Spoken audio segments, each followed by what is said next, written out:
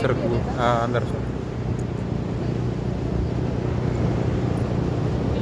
सावली सोडून हे कोणी बनवलंय तर मग कोणी बनवलंय हे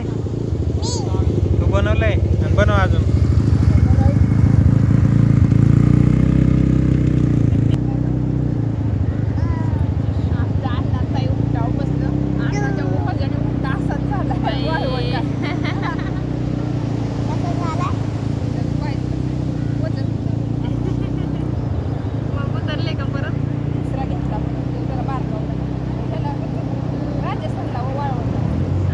काय बनवता तुम्ही